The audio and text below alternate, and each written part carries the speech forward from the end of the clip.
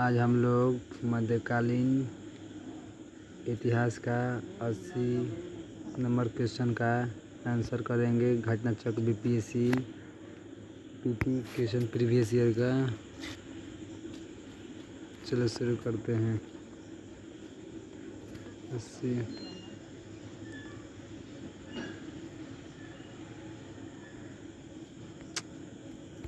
क्या हुआ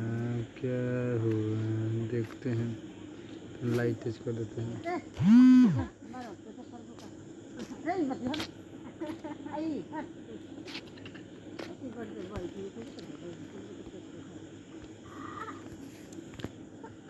यूरोपीय चित्रकारी का प्रवेश किसके द्वारा में हुआ? ऑप्शन बी अकबर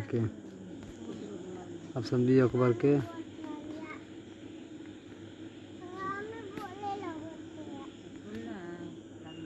अकबर के दरबार में यूरोपीय चित्रकला का प्रवेश यूरोपियों के माध्यम से हुआ।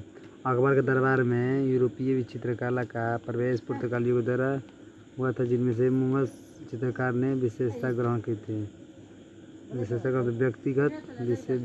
व्यक्ति विशेष का चित्र दृश्य में आगे दिखने वाले वस्तुओं का छोटे आकार में बनाना। चित्रकला के विकास हुमायूं के शासनकाल में प्रारंभ हुआ था। अकबर के शासनकाल में चित्रकला का प्रभाव मुगल चित्रकला शैली पड़ा। अकबर के दरबार में मिस्कन एक यूरोपीय शैली का चित्रकार अकबर के समय दरबार अग्रणी चित्रकार थे। जहांगीर के शासनकाल में चित्रकला स्वर्ण युग का कहा जाता है। जहांगीर के शासनकाल में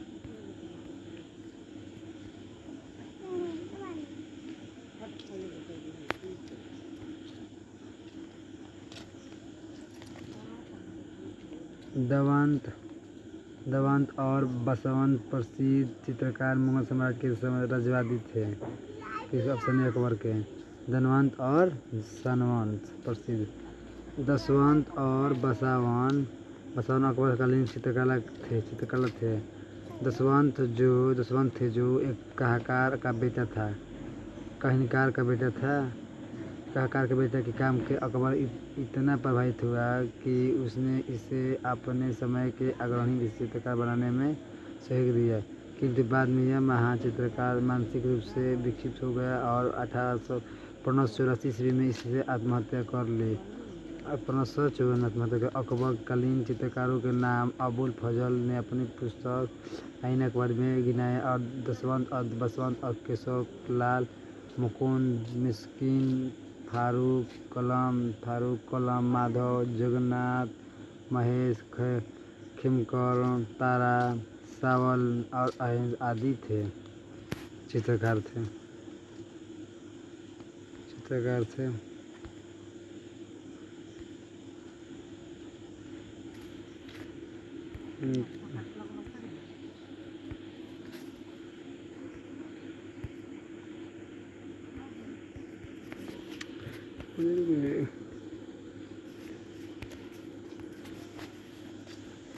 कट गया था थोड़ा।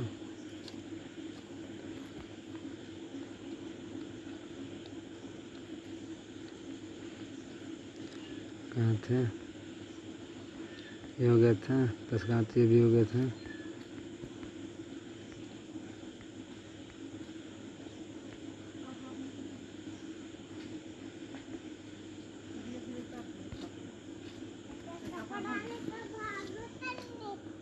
मुगल चित्रकला किसके नेतृत्व में अपने बिंदु पर थी? मुगल चित्रकला किसके नेतृत्व में अपने शीर्ष बिंदु पर थी? ऑप्शन है जहांगीर के। मुगल चित्रकला जहांगीर के काल में शिखर पर पहुंच गई। मुगल चित्रकला जहांगीर के काल में शिखर पहुंच गई थी। जहांगीर चित्रकला का बहुत बड़ा कुशल और प्रगति था। मुगल शैली में मनुष्य के चित्र बनाते समय चित्र विभिन्न चित्रकारी द्वारा मुँह, शरीर, पैर के चित्रित करने के रिवाज था। जहांगीर के दावा था कि वो किसी भी चित्र के विभिन्न चित्रकारों के अलग अलग योगदान में पहचान सकता था। शिकार, युद्ध तथा राज दरबार के दृश्य से चित्रित करने के अलावा जहांगीर काल में मनुष्य के जानवरों के चित्रों को बनाने की कला के विशेष प्रगति थी। अबुल हसन ने जहांगीर के सिंहासन आरोहण का एक चित्र बनाया। इस जहांगीर की आत्महत्या 1 जनवरी के मुख्य पृष्ठ पर लगा दिया गया। इस प्रकार जहांगीर के काल में मुगल चित्रकला का स्वर्णयुग कहा जाता है। मुगल का जहांगीर के काल इस प्रकार जहांगीर के काल को मुगल का चित्रकला कहा जाता है।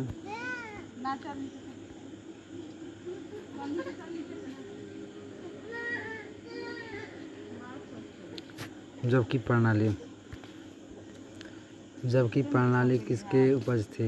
ऑप्शन डी हुए अकबर का। जब्ती प्रणाली।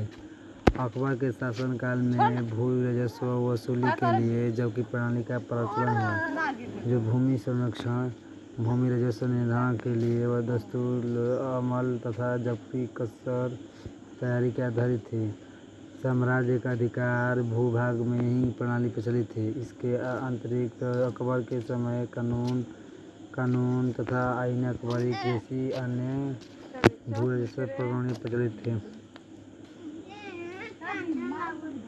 यह कथन किसका है कि अकबर के शासन में इलाहाबाद में 40 स्तंभयुक्त मंजिल के निर्माण में 5,000 से 20,000 लोगों को 40 साल तक काम किया। तो ऑप्शन हो जाएगा, ऑप्शन सी हो जाएगा, विलियम फिज का नाम है। यह कथन किसका है? अकबर के शासनकाल में इलाहाबाद में 40 स्तंभयुक्त मंजिल के निर्माण में 5,000 के 20,000 लोगों को 40 साल तक काम किया था। तो अब विलियम बीच के अनुसार इलाहाबाद स्थित पैलेस ऑफ 40 पिलर्स के निर्माण में 40 वर्ष तक लगे। इसके निर्माण हेतु 5,000 से 20,000 तक लोगों ने काम किया। कश्मीर का अकबर नाम से प्रसिद्ध सुल्तान है। ऑप्शन डी, सुल्तान जैनुल आबिदीन जो हैं कश्मीर का अकबर के नाम से प्रसिद्ध सुल्तान जैनुल आबिदीन।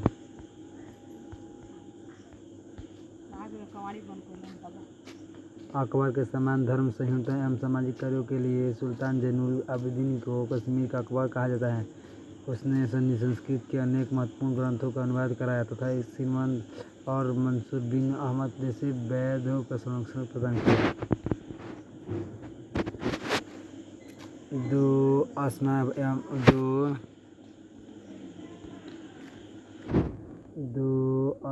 एवं सिंह अस्पा तथा किस प्रथा किसने शुरू की थी? ऑप्शन डी हो जाएगा, जहांगीर। 2 अस्बा एवं सिंह अस्पा प्रथा जहांगीर ने चलाई। इसके अंतर्गत बिना जात पद बढ़ाए ही मनसबदारों को अधिक सेना रखना पड़ता था। 2 अस्मता इसमें मनसबदारों को अपने सवार पद के दुगुने घोड़े रखने पड़ते थे। सिंह अस्पा इसमें मनसबदारों को अपने सवारों के पद के 3 पड़ते थे।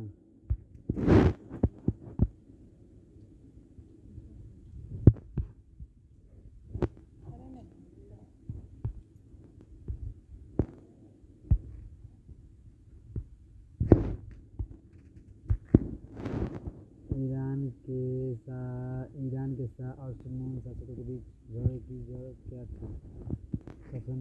ऑप्शन कंधार राज्य ईरान के शाह और मुगल के बीच संघर्ष की जड़ थी, क्योंकि कंधार को अपने हाथों में रखना मुगल शासक तथा ईरान के शासक के लिए प्रतिष्ठा का विषय बन गया था। दोनों की समाजवादी योजनाओं को कार्यान्वित किया तथा जाना बहुत मुश्किल कंधार को लोग अपने हाथों में रखने के लिए संघर्ष करते थे। दिल्ली के लाल किले का निर्माण करवाया था। Option D, Shahjahan. अकबर के फतेहपुर सीकरी की भांति शाहजहां ने दिल्ली में अपने नाम पर नामक एक नगर की स्थापना 1638 ईस्वी में की थी। वहाँ अनेक सुंदर एवं व्ययपूर्ण भवनों का निर्माण कर उसे सुसूचित करने का प्रयास किया। शाहजहां बाद के भवनों का लाल किले सबसे प्रमुख थे। चतुर्भुजाकार यह किला लाल बुलुआ पत्थर के निर्मित होने के कारण लाल किला के नाम से प्रसिद्ध है। इसका निर्माण 1639 ईस्वी में प्रारंभ हुआ तथा 9 साल के पूर्ण हुआ। इस किले का पश्चिम द्वार का नाम लाहौरी दरवाजा एवं दक्षिण द्वार का नाम दिल्ली दरवाजा है। सुंदरता तथा शोभा के अनोखा है तथा संभवतः विश्व में अतुल्य है।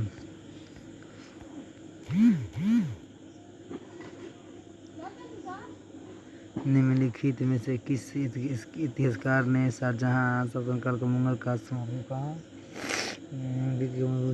शाहजहां के शासनकाल का मंगल का स्वर्णिम कहा? तो ऑप्शन हो जाएगा 89 के ऑप्शन सी हो जाएगा A.L. श्रीनिवास। A.L. श्रीनिवास शाहजहां के काल को स्वर्णिम कहा, चित्रकार स्वर्णिम कहा। Doctor A.L. श्रीनिवास ने अपनी पुस्तक मंगलकालीन भारत में लिखा।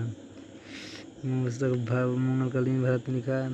शाहजहां का शासनकाल भारत के मध्ययुगीन इतिहास में स्वर्ण युग के नाम से प्रसिद्ध है। यह केवल कला और कला के वास्तुकला जिससे ही सत्य माना जाता है। J.N. सरकार और B.S. स्मिथ शाहजहां काल को स्वर्णकाल मानते हैं। B.S. स्मिथ आचार्य तो नहीं। A.S. शर्मा ने शाहजहां काल को स्पष्ट रूप से मुगल काल का स्वर्णकाल माना। अतः विकास औरंगजेब द्वारा चलाए गए जिहाद का अर्थ होता है। ऑप्शन बी दारुल इस्लाम।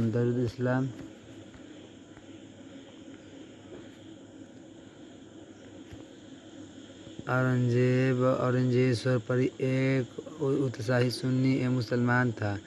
उसकी धार्मिक नीति शारीरिक लाभ में किसी विचार में से प्रभावित नहीं किया जाता था। उदार दारा के विरोध सुन्नी कट्टरता के समर्थन के रूप में राजसिंहासन प्राप्त करने वाले हैसियत से अपने कुरान कानून को कठोरता से लागू करने का प्रयत्न किया। इन कानून अनुरोध है। इस प्रयत्न में धार्मिक मुसलमान को अल्लाह के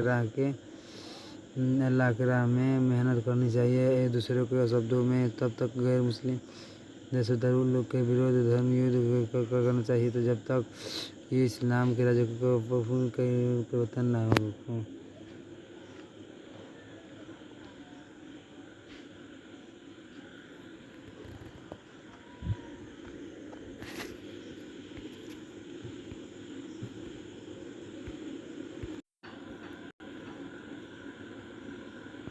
कब से पढ़ते हैं? औरंगजेब द्वारा चलाए जिहाद का अर्थ होता है दारुल इस्लाम। औरंगजेब सर्वोपरि एक उत्साही सुन्नी मुसलमान था। उनकी नीति धार्मिक नीति सांस्कृतिक लाभ के किसी विचार के प्रभावित नहीं थी। उसकी धार्मिक नीति सांसारिक लाभ के किसी विचार के प्रभावित नहीं थी। उदार द्वारा विरोध सुन्नी कट्टरता के समर्थन के रूप में राजसिंहासन प्राप्त करने वाले की हैसियत से उसने कुरान कानून को कठोरता से प्रयत्न किया। इस कानून के अनुसार प्रत्येक धार्मिक मुसलमान के अल्लाह के राह में मेहनत करनी चाहिए। बोल ना दूसरे शब्दों में तय किए गए कानूनी मुसलमान देशों का धार्मिक युद्ध जिहाद की जानी चाहिए जब तक कि वे इस्लाम के राज्य के दरुल के रूप में परिवर्तित नहीं हो सके।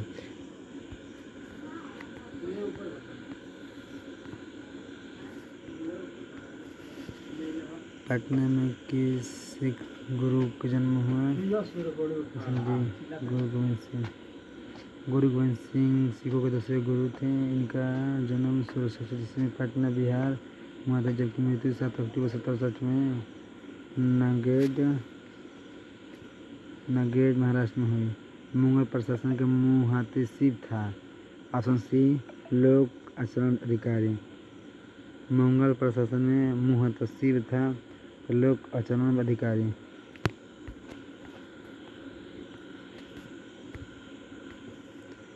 मुगल प्रशासन में मुत्सही व जन आचरण के निरीक्षण विभाग का प्रधान था। उसका कार्य प्रजा के आचरण को ऊंचे बनाए रखना था। प्रजा का आचरण का युद्ध बनाए रखने के लिए अकबर ने नगरों के मंदिरों की बिक्री विशेषताओं के नाम घोषित कर दिए। वेश्यों के नगर में निष्कासित कर दिया, नाम स्थान बसाया। एक नाम का नया स्थान और उसका नाम शैतानपुरी था। मुगल प्रशासन में मुंतशिर था तो लोक आसन अधिकारी।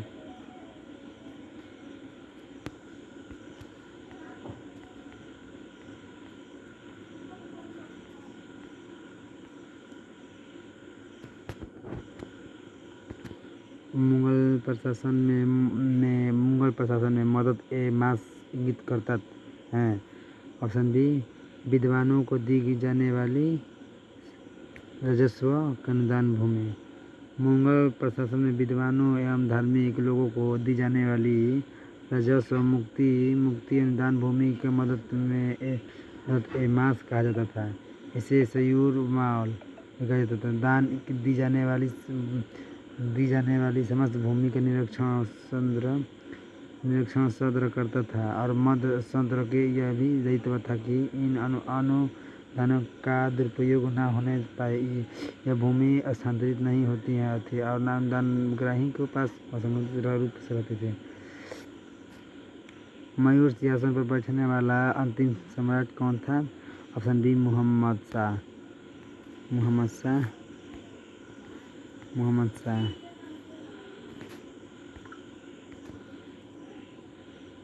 शाहजहां द्वारा बनाए गए प्रसिद्ध मयूर सिंहासन पर बैठने वाला अंतिम मोहम्मद शाह था। क्या कह रहे हैं? मोहम्मद शाह था, क्योंकि इसके काल में नादिर शाह ने 1739 ईस्वी में भारत पर आक्रमण किया था और करनाल युद्ध में मुगल सेना को पराजित किया था। समकालीन लेखक आनंद राम मुखर्जी जिसके अनुसार नादिर शाह ने अपने साथ 60,000 रुपया, कई हजार अशरफिया और कई 1 करोड़ रुपये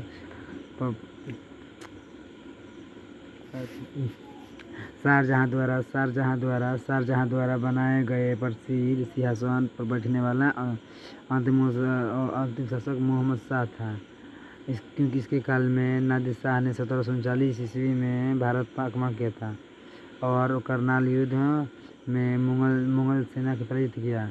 समकालीन लेखक आनंद राम मुखर्जी के अनुसार नादिर शाह ने अपने साथ 60,000 रुपये, कई हजार अशरफिया, 1 करोड़ रुपया का सोना, 50 करोड़ का जवाहरान कहनूर तथा तबक-ए-ताऊद मयूर के हीरा ले आएगा।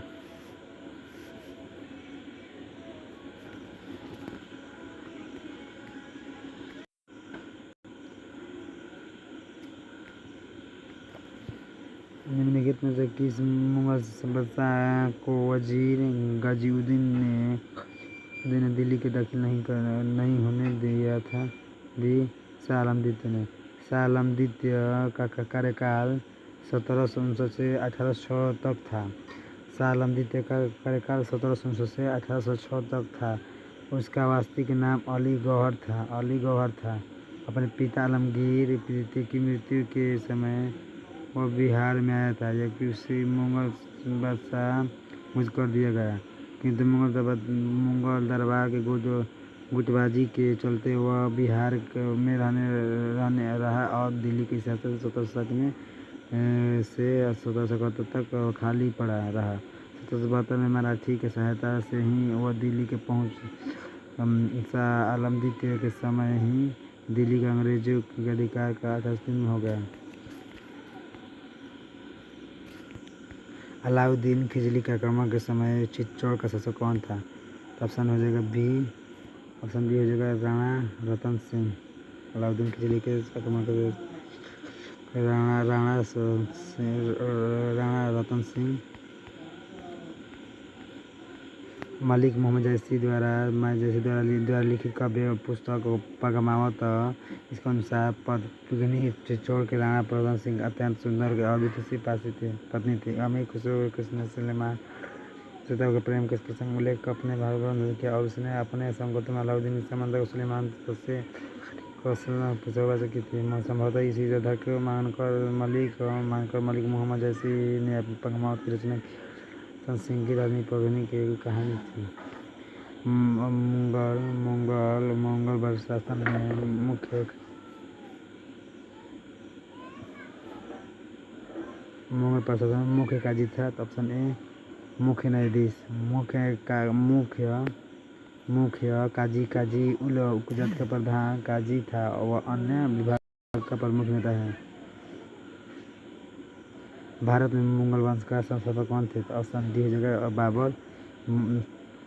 मुगल वंश का संस्थापक बाबर था। मुगल शासक वास्तव में तुर्की के चगाताई नामक शासक थे।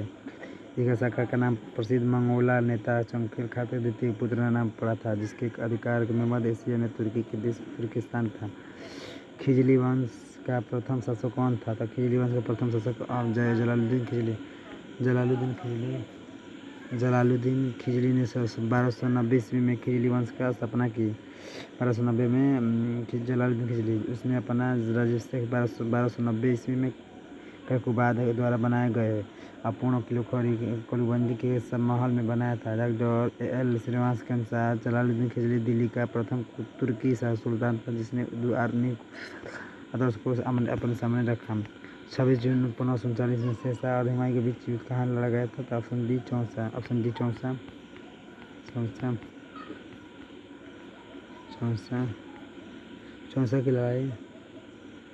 चौसा की लड़ाई 26 जून 1539 को शेरशाह सूरी और मुगल शासक हुमायूं के बीच हुई थी। शेरशाह सूरी ने हुमायूं को हराया और फरीद अल शेरा को पहले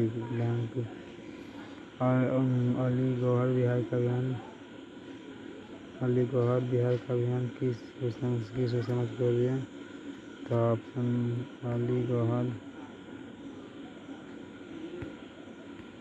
अलीगौहर बिहार के अभियान किस घोषणा मत कर दिया था? तो ऑप्शन हो जाएगा ऑप्शन डी हो जाएगा 1759 ईस्वी में। मुगल सम्राट अलीगौहर ने 1759 ईस्वी में बिहार पर आक्रमण किया और पटना स्थित अंग्रेजी फैक्ट्री में प्रादेशिक और अपना नाम शाह आलम द्वितीय रखा। इसके साथ ही पानीपत का द्वितीय युद्ध 1761 तथा और बक्सर के 1767 में हुआ। ये मध्यकालीन इतिहास हो गया। अब इसके बाद आधुनिक भारत का इतिहास पढ़ाएंगे अगले वीडियो में। जिससे हुआ पुर्तगाल उपनिवेश का प्रथम वायसराय कौन था, पढ़ाएंगे।